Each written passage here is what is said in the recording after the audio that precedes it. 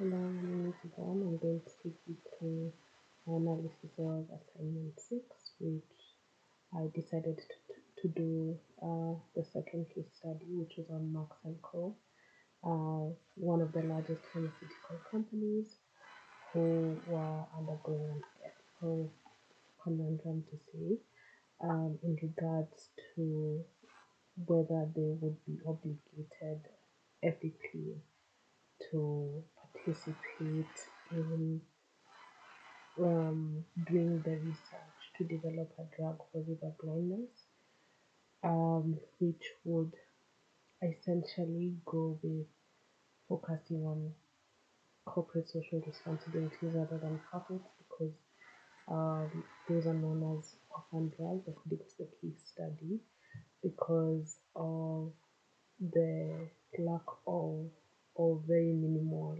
return on profit due to the people who are affected by the disease being from very um, poor countries.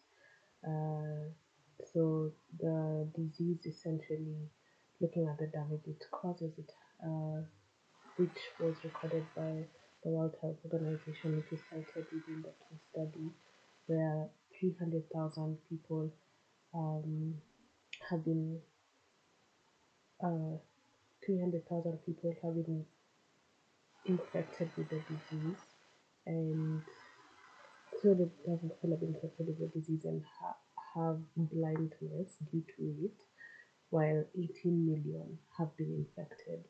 So, looking at those staggering numbers, one ought to ask themselves in the case of Merck Co, where they're looking at the seeing one of their drugs that did really well and brought them out a lot of profit of around $2 billion coming to an end due to patent issues, and looking at whether to invest their research abilities and resources and time into getting a drug that would be able to um, help these people who are in these places that are affected by the river blindness despite the lack of profitability. So this analysis will go through some of like the ethical considerations. We shall look at some various types of ethics that touch on this case. The main stakeholders, we shall rank them and see um, why they rank, how they rank, and why they even considered as stakeholders. We look at the potential cost of if Mox and Co were to actually engage in this research and develop the drug and some of the benefits that we would get. We will also have a look at one of the main things that I found during the analysis that ties together this case study, which is the ethical and corporate social responsibility alignment.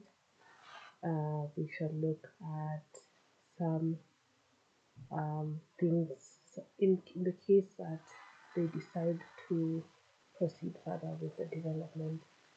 How would they communicate this to shareholders? What would be their argument? And then we'll also look at the other side where we're going to look at in the case that they decide not to move further with the research and development of the drug, what would how would they justify this decision? And then we shall also look at how this may impact their employee loyalty. We shall look at the how the media might react to their decision and how that might affect the company.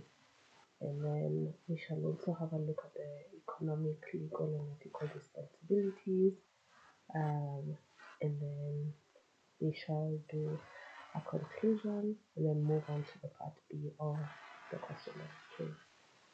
So, as I said, we shall begin with the ethical considerations.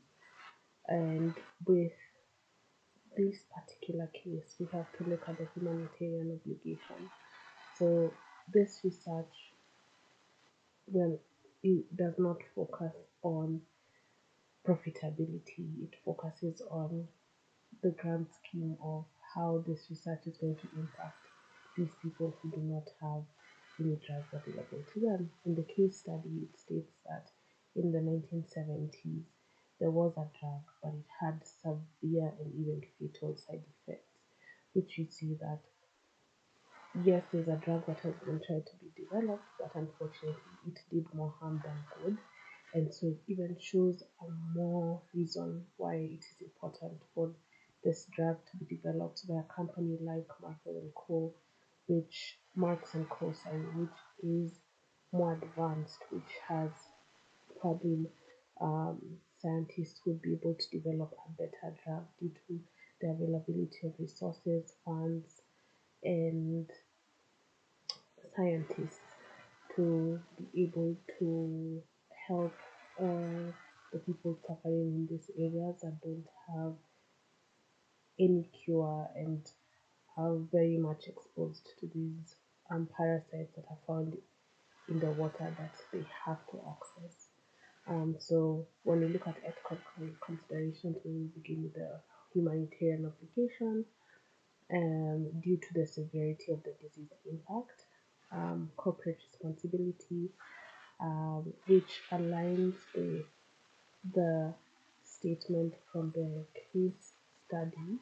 We see that the the George W. Mark had stated about prioritizing people over profit, and this sets a precedent for the company's ethical framework. If the company's philosophy is generally rooted in serving human health, then pursuing an unprofitable drug aligns with its stated value. So it's just continuing to cultivate that cultural, um, organizational culture that was there when it started in 1950, because one of the co-founders said that the company would not only look at profits but would mainly make medicine for people, not for profits. And so if that is the case, and if that is the culture that is rooted within the company, then that would mean that this would still continue happening because there is precedent of that. Next, we look at the equity in health. So when we look at the equity in health, we have to not only look at what is close to Marks and Co, but also global health as a whole. So this situation also touches on the issue of health equity. So providing care regardless of our patient's ability to pay. And it also ties together to the corporate social responsibility and what George W. Mark said. So making medicine for people, not for profit. So when we look at the moral considerations, we begin with moral reputation. So the moral reputation is when Merck's moral standing in the public eye, they are seen as a company that contributes positively to society, which can be which can have indirect benefits like increasing goodwill and potentially more favorable regulatory treatment. And then we also look at the utilitarian perspective. So, for a utilitarian point of view, which looks at the greatest good for the greatest number, would suggest that most should develop the drug, the potential to prevent severe suffering and blindness for millions, 18 million to be exact, at the time, arguably outweighs the financial cost to the company. So there's a quote from one of the PowerPoint slide decks from the cost material, which quotes utilitarianism, an example of a consequentialist theory, suggests that to act ethically, you must act in a way that benefits all of society and reduces slash limits any harm done to society. This can also be summarized as the greatest good for the greatest number. So when you're looking at utilitarianism perspective, you're not only thinking about yourself, you're looking at the grand scheme of things, And this is also something that um, this case study touches on. And then uh, next, we look at the business and practical considerations. So, when looking at the business and practical consideration or ethics, we look at long term versus short term gains. So, there's potential long term benefits for the company in terms of reputation. Um, it might not be immediately profitable for the company because, as I stated, it's seen as an orphan drug. But then when you think about how um, good this will look for the company, not that they are doing it to look good, but automatically it will have a positive effect on how the public looks at them in the global market, and their position will be good, and which will lead to future gains that are not immediately apparent. Um, Also looking at partnerships and funding. So these numbers are derived from the case studies in regards to the people who have been affected by river blindness are done by World Health Organization. So in the case that Marks and Quad do something like this can even open up the channels for them to partnership with NGOs like World Health Organization to fund the research and distribution of drugs. This can also help to mitigate financial risks and align with global health goals. And then next is innovation and learning.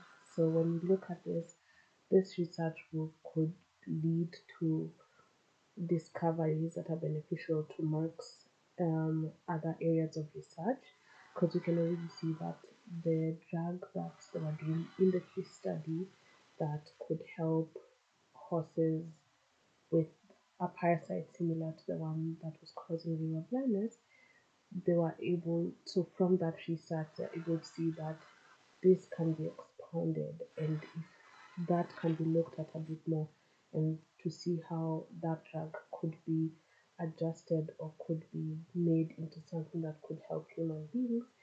So it just shows how research can lead to um, breakthroughs that could help with other areas, and this can help with gaining skills and knowledge and even potentially be applied to other projects that are going to be profitable, and this can counteract the um, the finances that have been used to develop the drug for the river blindness.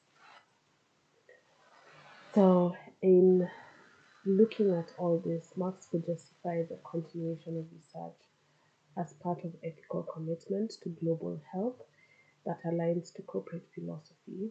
Um, so engaging in this research, it can reinforce Mark's role as leader in ethical pharmaceutical development, and this image, as stated, would be very beneficial to justify the investment from a business perspective and moreover an ethical perspective.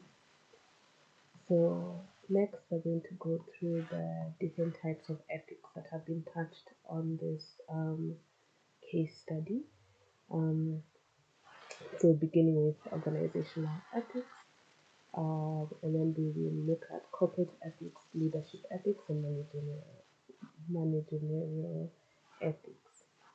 Uh, so when looking at organizational ethics, I will quote um, a quote from our course material slide deck. Which says that maintaining a strong company culture is like gardening without regular weeding, watering, and fertilizing. The plant won't survive. So, this basically touches on the values and principles a company should embody in its operation. As I stated about George W., where he he stated that there was an emphasis of making medicine for people, not for profit, and that should be embedded into the organizational culture of the company. So once a company is able to embody this and look at the case of like the river blindness, then they'd be able to see the importance of pursuing the development of a non-profitable drug for river blindness due to the severity and the number of people that it affects. So the organizational ethics challenge here is balancing corporate profitability with the company's commitment to social responsibility. So next is looking at corporate ethics. So this involves ethical practices and behaviors expected within um, and by a corporation. So Marx faces this dilemma because it has to look at the responsibility to shareholders to maximize profit versus its ethical obligation to provide health solutions for critical but non-lucrative markets. This scenario tests Marx's adherence to its stated corporate ethos of prioritizing human health, highlighting the ethical challenge corporations face in the pharmaceutical industry. And when looking at this point, you hear a lot of times of how there are very questionable practices within the pharmaceutical industry due to them wanting to prioritize health. And Marx and Co.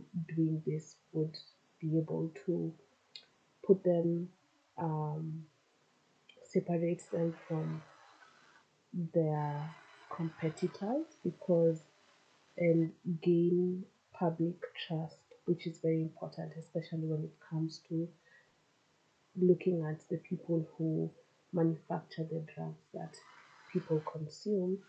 And this would give them, um, this would earn them a even higher and better um, um, look in the public eye. So next is leadership ethics. So in this case, the decision to invest in the development of a treatment for river blindness would reflect the ethical leadership of its executives. In the rest of this presentation, I'm going to explain how they'd be able to justify going ahead with the development of the drug if that's what they decide to do. But I'll also do the other side if they were to decide not to go ahead with the drug. It shows going ahead with it and being able to do this regardless of its financial gain. It shows the role of leadership is in setting a tone of moral governance and responsibility towards society. When looking at managerial ethics, it concerns the ethical considerations and obligations managers face in their professional decision and actions. So, in the case that they were to decide whether to allocate resources to projects that likely won't be profitable but could save millions from suffering, excuse me, this would test managers' balance of ethical responsibilities towards social welfare, with those towards ensuring company sustainability and shareholder value. Because even in the process of developing this drug, there has to be a good understanding of how to properly allocate resources towards this project, bearing in mind that it is not profitable but also not um, compromising on the quality of resources that are allocated to the project. And that means research and development, so scientists, how the finances will be split, the time that is taken to do the project. So just understanding how to best manage that project, and the best way to navigate that in deciding whether to do it and how to do it in the best and most efficient way possible to still sustain the company and shareholder value. So next, we shall look at the stakeholders that are involved in this case study. And I will begin with a quote from our course textbook, and it states that being able to see the situation through others' eyes is a key moral skill. And that's what, when we look at who are stakeholders in a company, that's why we focus on everyone who's been affected and everyone who's going to be affected, um, even those who are not currently here. We know that there's cases where there's a company that has released a drug or something of the sort, and it comes to affect even the children who are born of those mothers who are affected or who are exposed to that toxic drug or whatever it may be. So it also looks at who may be affected in the future or even generations to come. So there are various stakeholders in this case, and I will say them in the rank. Um, so there is the people with visual blindness. Those are the first. They rank first due to their direct suffering from the disease and how they would benefit most from a cure, and also looking at their options. They literally have no options other than a drug that is fatal and causes severe side effects.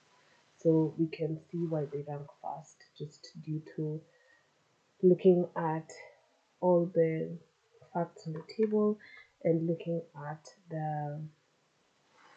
um, the severity of their condition and what they're going through. Next, we have the governments of developing countries. As stated in the case study, this river blindness affects countries like Africa and the Middle East and Asia. And when we look at that, these governments have a responsibility to their citizens' health and may struggle to afford the drugs. Um, and also, we have to look at certain things like um, financial management issues, corruption, and such and such. And so, when you're looking at things like that, we can also see where Marx and Co can see the need to step in to help such countries due to lack of proper management of funds, even if it was to start funds and resources that these countries lack to start these researches. Next, it's World Health Organizations. As we say in the case study, they're the ones who we got the numbers from, looking at those who are infected and those who are blind due to the infection. They play a crucial role in coordinating global health efforts and ensuring access to medication. Next, the fourth one, scientists, doctors, and medical professionals. So they would be responsible for administering the drug and ensuring its safe use. Next, we have Merck Co. They have a responsibility to both their shareholders and to developing life-saving treatment. So for them, just to find a good balance between the two, um, and looking at which one to prioritize, which one is the most, which one is highest prioritization between the two, and to what extent. And then next is the shareholders. While it's important for the company's survival, their financial interests may not directly align with addressing a neglected disease, which I stated in earlier on in regards to how they could properly allocate their funds, but still ensuring that there is sustainability within their company. Um, and because there's still also other projects that are going on within the company. And then next is the general public. They may have an interest in Merck's ethical conduct and its contribution to global health. So next, we shall look at the potential costs and benefit. So we'll begin with the potential cost. So looking at it, there's financial costs. So research and development (R&D) involves a significant amount of financial investment, from laboratory research, clinical trials, regulatory approvals, and marketing, which are all which all take a lot of time and a lot of money. Um, an opportunity cost, which is allocating resources to the development of non-lucrative drugs, could divert funds from potentially profitable projects in order to be able to develop and um, proceed to to do the research to develop the drug for river blindness.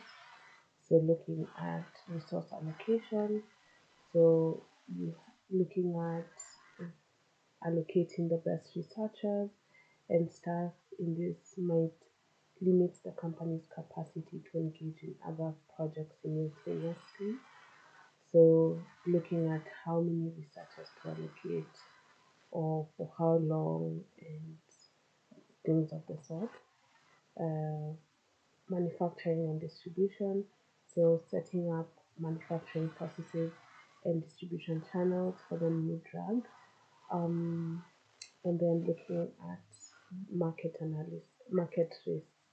So like regulatory hurdles, because as stated, this is a disease that is affecting countries outside of macro and cause um, regulatory orders. So having to look at international regulatory standards and to be compliant with them might be complex and expensive. Um, Uncertain demands. So knowing the exact numbers and getting government support from these countries to be able to help them um, properly distribute these drugs, and also considering the fact that some of these countries lack healthcare infrastructures, and that might be tricky in trying to navigate the best way to distribute the drugs and ensure that they get to the right places. Um, Reputational risk, so failure risk. If the drug um, fails or has unforeseeable side effects like its predecessors, which caused which were fatal and even caused horrible, severe side effects. These may negatively impact their reputation, and also looking at the amount of money that would have cost them. Next, on the brighter side, we look at the potential benefits. So, some potential benefits include social impact, so improving health outcomes. So just looking at how they'd have improved and alleviated suffering from millions and millions of people who are affected by river blindness, and then also the building public goodwill um, due to them being able to help people who are going through this disease, which can strengthen the corporate social responsibility profile. Looking at it from a business strategy, market leadership, by entering an underserved market, they could establish itself as a leader in treatment for neglected diseases, and this might open up the door for them to getting new partnerships, long-term gains. So as I stated also earlier on, it may not be profitable now, but due to this, it might bring about future opportunities that may be profitable to them. Um, Innovation and learning. So through, as I stated once again, through R&D, research and development, they may be able to lead to new scientific discoveries and innovations that might be applicable to other diseases or lead to more profitable drugs. Operational improvement. Um, so this through developing and implementing global health initiatives, Merck's capabilities in managing complex international projects may increase. And then when we look at stakeholder engagement, so collaboration with international organizations of the NGOs could strengthen alliances and even um, grow Marks and Co broader. And when we look at employee morale and attraction, being part of a company that genuinely cares about um, the societal welfare is a powerful motivator for employees, and it can even attract prospective employees. And then next is the possibility of regulatory and financial incentives. So there might be tax incentives due to taking part in a research um, that helps parts of the world that are poor and can and also exclusive market trade um, and things of the sort. So next we look at the ethical and societal responsibility alignment. So this has been a really big part of um, Marx and Cole's deliberation. So the ethical commitment.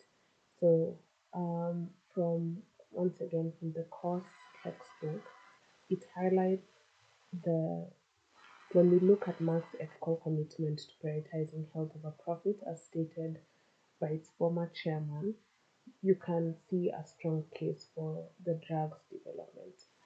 Um, so in the textbook, we see that social responsibility is as integral to the business as it is economic performance. With this perspective, deciding which issues and stakeholders a firm should prioritize is an ongoing process of executive ethical decision. When you look at CSR benefits, including enhancing its reputation, it can have a long-term effect on brand loyalty and customer trust and overall public trust too. So when we're looking at um, long-term strategic benefits, um, we have opening new markets, leadership in global health, and financial and non-financial returns. Um, we can see from the text once again, research also suggests a reciprocal relationship, meaning that social responsibility leads to increased financial performance, and financial performance provides firms with more slack resources that they can then devote to social responsibility efforts. So this just continues to emphasize the point on the project may not be profitable now, but there might be profit in the future due to this decision to take part in something that is for the greater good. Um, so next we shall have a look at the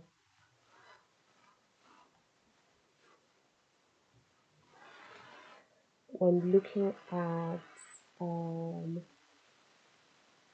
looking at in the case that the company was to accept um, the the project to go ahead to develop the drug. Um, some of the arguments that they had is, as I stated, in terms of ethical commitment and CSR, the long-term strategic benefits, which is opening new markets and leadership in global health, um, as quoted from the textbook about the financial and non-financial returns. Um, some kinds of incentives like tax incentives and grants that would be available to them, um, and also innovation and knowledge gains uh, through research and development, and as I said, which might lead to other discoveries, skill development for the research team, which might be valuable and useful in other projects, stakeholder engagement, so seeing as they are um, committed to global health initiatives, um, also collaboration, the potential to collaborate with non-governmental organizations like the World Health Organization, as stated, and then also being able to provide to shareholders a risk management, so risk assessment, which provides a detailed risk assessment and management plan, including the likelihood of regulatory approval and potential market size and mitigating strategies of potential loss. Um, Phased investment, so suggesting going in with like a phased approach to the investment with predefined milestones and decision points to access processes and minimize risk. Also, one really big important part is communication and transparency.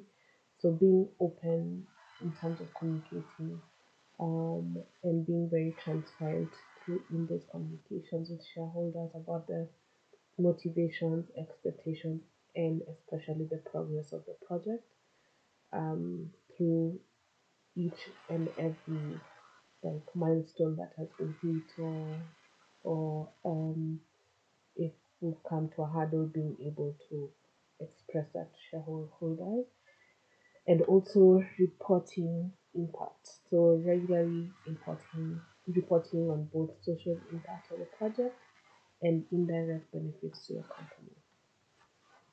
So in the case that the company did not decide or decided not to go ahead with developing the drug, these are some of the justifications that they might have. Looking at it from a strategic prioritization point of view, where there are other projects going on within the company, and seeing as it might just be pri- a bit of a strain on their resources, um, to properly and effectively carry out the research in order to develop this new drug. Also, looking at the financial responsibility, um, the company, looking at the company's financial health and seeing whether they'll be able to support research endeavors, and also research and development constraints. One of the points that I had said are raised in regards to whether there'll be enough um, researchers, both financial and researchers, um, to be able to work on this project, because they might be simultaneously working on other projects and not wanting to strain the researchers or the scientists where they're working on multiple projects that are quite heavy and quite taxing. And so that might limit how efficient they work on the project. Um, so uh, Also, there's probably other contributions to global health that the company is already taking part in. So just emphasizing on the fact that there is ongoing contributions to global health, and um, looking at the finishing the projects that they have ongoing before thinking about engaging in new projects like this. Um, Once again, being able to communicate this decision clearly, being transparent about the decision that has been made and why it has been made, um, allowing feedback would be also good, from the research team, to acknowledge their perspective and expertise in the matter. In terms of the impact of employee loyalty, if Marks and Co decided to develop this drug. Um, if they decided to develop this drug, it would boost morale, inspire employees through ethical commitment. Most times we see that people want to be connected with an organization that has a good organizational culture and prioritizes um, humanitarianism rather than profit. If the company was not decided not to develop the drugs, then there might be potential disillusionment and disengagement among employees. But also the other side where um, there might the employees might understand why the company has not engaged in the project if the company explains to the employees why they've decided not to take part in the project and explains it well and they're transparent, and this might also affect the employees positively because they see that there is proper communication in decision making. In the case that there is negative impact, what the company could do is mitigate this by reaffirming their commitment to ethical practices and social responsibilities in other areas, ensuring employees can see their ethical stance, offering alternative channels for scientists to engage in meaningful work, and initiatives or researches in other diseases that also align with the company's capabilities and strategic goals, because probably at the time they are not, it is not within their means to be able to take part in the research for river blindness, but probably there are other researches going on that align with that the scientists can take part in.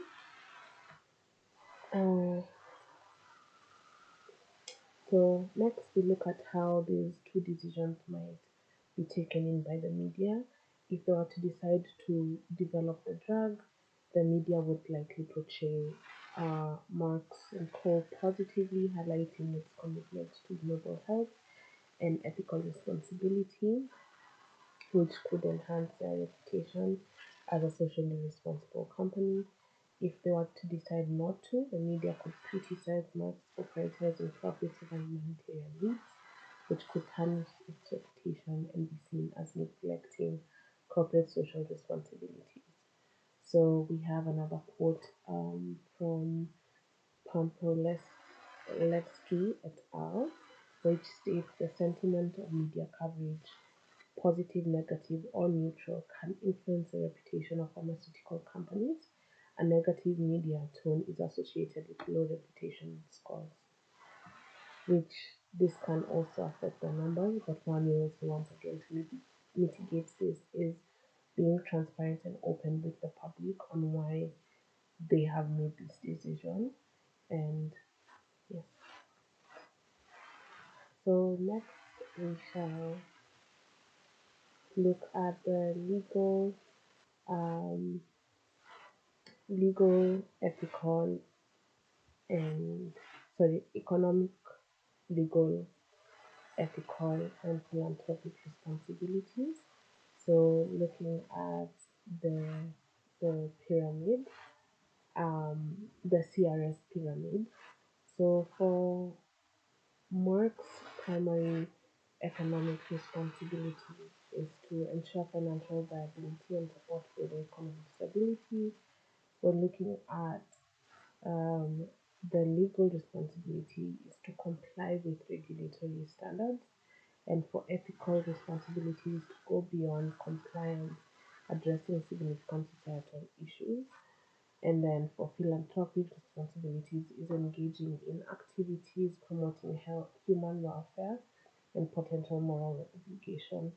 So when looking at all these, especially when looking at the economic responsibility in the course textbook, we see a quote from it that says that quotes Friedman, who was the father of economics. And he says that make as much money as possible while conforming to the basic rules of society, both those embodied in the law and those embodied in ethical customs. So, not only prioritizing profits, but also doing what you've set out to do, looking at the ethical considerations, not only focusing on money.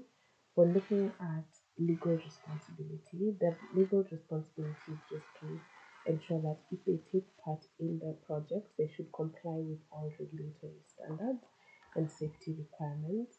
And as for ethical responsibilities, once again, I will quote from um, the cost textbook. So, according to Tevino and Nelson in 2011, this includes um, going beyond what is legally required to address significant societal issues. In the case of vivid blindness, even if the chance for a cure is small, the potential to alleviate suffering for millions adds a strong ethical weight to the decision to proceed with the development. And lastly, when looking at the philanthropic responsibilities, it relates to goodwill and human welfare, and looking at how um, this can help these communities. One of the examples that was quoted in the course textbook was the Gates Foundation, which give a good chunk of their wealth into research and development of drugs that cause AIDS, malaria, and speaking from personal experience, the Gates Foundation have, when they put in their um, resources and funds into the research for malaria, which is one of the diseases that cause it has such a high infection rate in my country, and due to them putting in those funds into researching and coming up with a drug, it helps people because once upon a time malaria would kill, and now it's something that is curable. And so you can see with initiatives like that, they make such a big difference from something fatal and so severe into something that communities and countries can deal with better and improve their quality of life. Um, so, all in all, to tie up the case study, I'm going to quote a quote from Stav- Stavisky Dear Gentry, um, 2011, which states that studies indicates that companies could gain external advantages by adopting corporate social responsibility initiatives. Research, including both field-based and laboratory analysis, suggests that CSR activities are associated with more positive evaluations of companies, enhanced purchasing behavior, great customer satisfaction, and an increase in a firm's market value. These benefits are thought to contribute to higher profitability for companies. So this just ties together the whole presentation and analysis in the case study of Merck and Co. in regards to river blindness and their responsibility to um, be part of the change to develop the drug and how to go about it, or in the case that they're not able to take part in this, how to best go about that and how to be able to justify that decision not just to themselves but to the public and the importance of doing so. So next we shall go to part B, which was looking at the ethical dilemma that was had in terms of the Pat's behavior, um, who's a trader, and how to best go about um, dealing with that matter to avoid any um, negative repercussions onto the company. So, when looking at from a business, legal, and ethical perspective, excuse me. So, for the business perspective, we look at risk management, reputation, and workplace environment. Um, with part being having impaired judgment, this could lead to them him making bad choices that would affect the company directly and could even lead to significant loss. When looking at the reputation, if the public gains the knowledge about parts drug use not within the farm and not only the drug use, like illegal drug use during working hours or even outside of working hours, this might affect like the public, the investors, the shareholders in general, the stakeholders' confidence in the firm. And when looking at workplace environment, the fact that um, Pat's manager Bob was not keen to deal with the issue. This can seem to one. This might show that there is bad organizational culture. Two, this might create an unsafe and unprofessional work environment, which might decrease productivity, as others might see that Pat has gotten away with this and probably they might engage in the same behavior and just to lead to a very dysfunctional and toxic work environment.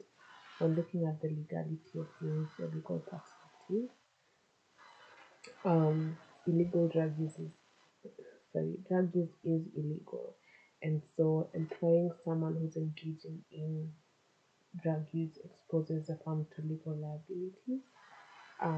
The duty to act. So there is a professional obligation to report illegal activities to protect the farms legally and ethically, and especially because this has already been reported to the manager and the manager has not done anything.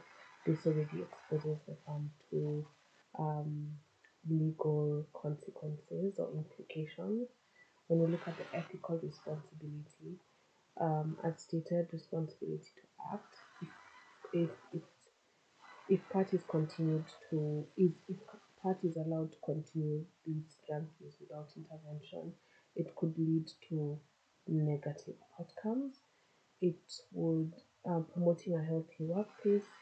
There's an ethical duty to maintain a safe and healthy workplace for everyone within the workplace, from anyone who's involved, and especially with looking at someone who's engaging in drug use, you don't know how this might affect their behavior. It is very unpredictable, so better safe than sorry. And then also looking at fairness. So just because parties racking up or being in um, good numbers, it does not allow him or exempt him from disciplinary actions due to engaging in drug use in the workplace, and it erodes the ethical climate of the workplace. So, one thing that I would do is looking at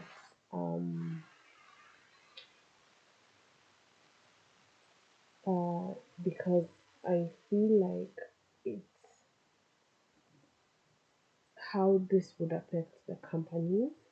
Um, I would definitely look at, um,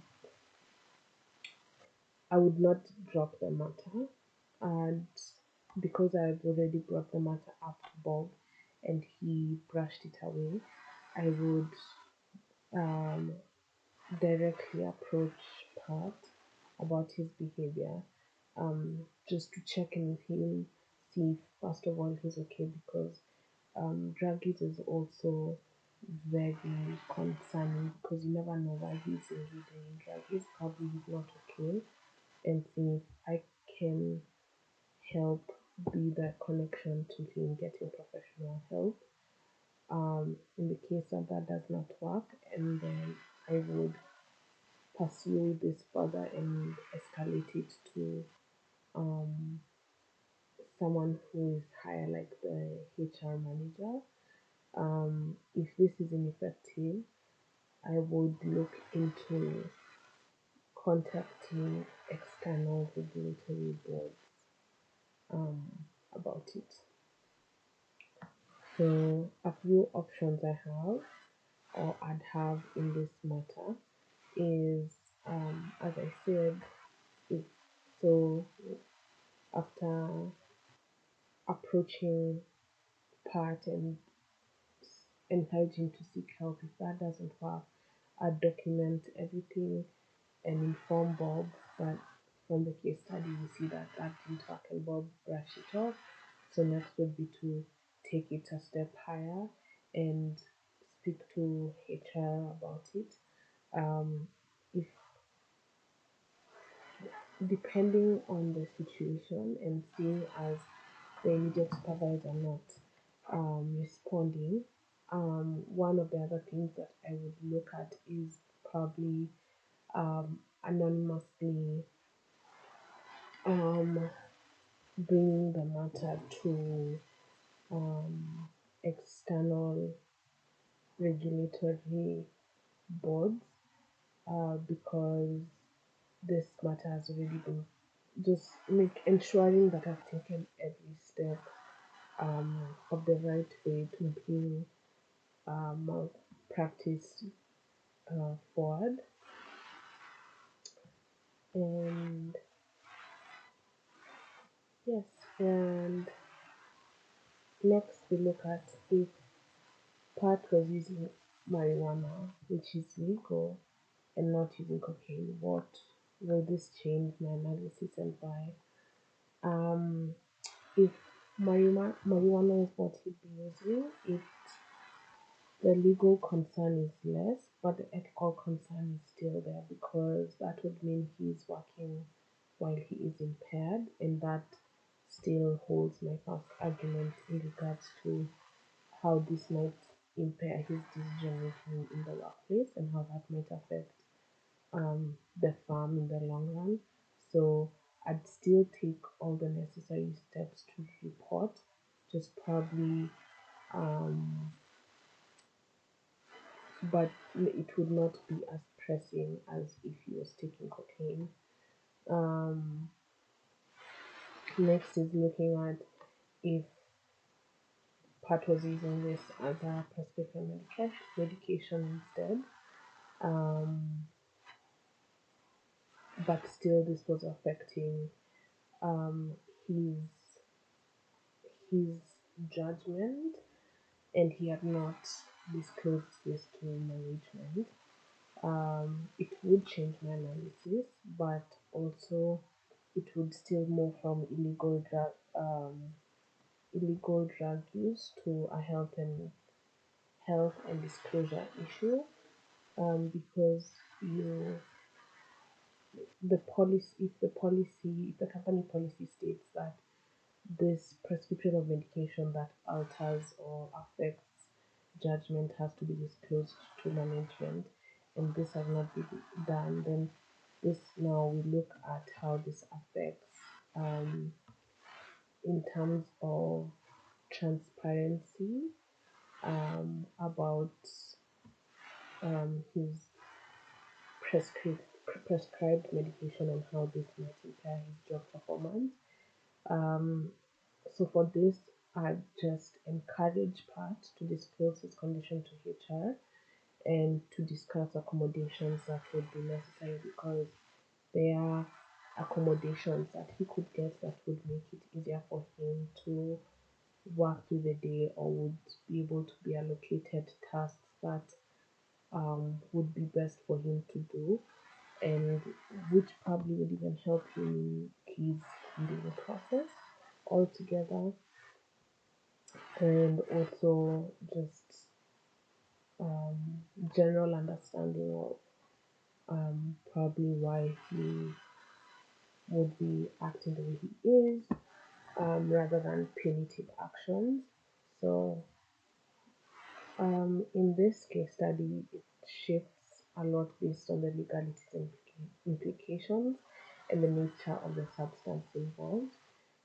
Each scenario would not be treated the same, and my analysis would not be the same. The underlying issue with all of the scenarios is just Park's ability to perform um, his role effectively and safely, not just for him, but for those around him, and anyone else involved. So next we shall do part C, which is I will be reviewing the three debates that I either took part in or that I enjoyed.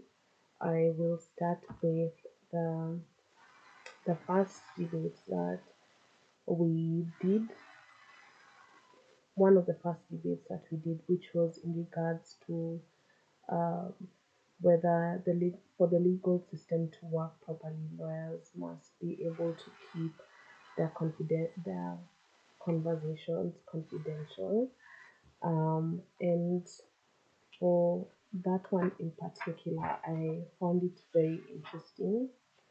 Um, spent 25 minutes on it, and in the case, I did not take part in that debate, but throughout the debate, I found it very interesting. I was for the side that was agreeing that um, there should be confidentiality. Some of the points that I had written down was the emphasis on client trust and open communication, presumption of innocence, fulfilling ethical obligations, and encouraging rehabilitation. Um, and another um, another um, debate that I enjoyed, this one I took part in, was the analysis of Meghan Markle. So, looking at her effectiveness and of her effectiveness as a leader and her leadership style. She is, from my research, found she's very pragmatic, which she's very realistic. She looks for solutions for now problems. Sometimes they might not be as sustainable because they fix a problem now rather than looking at something that would be able to not only fix the issue now but sustainable for the future. One of the things that she did that was very controversial but many people commended her for was the 2015 open door policy, where she allowed refugees from Syria, who over 1 million refugees from Syria, to come in. Um, there was some criticisms in terms of lack of sufficient preparation and clear plan for integration. But then on the other hand, there is the argument of how she prioritized human rights over anything else, and this brought her up to be seen as humanitarian. Um,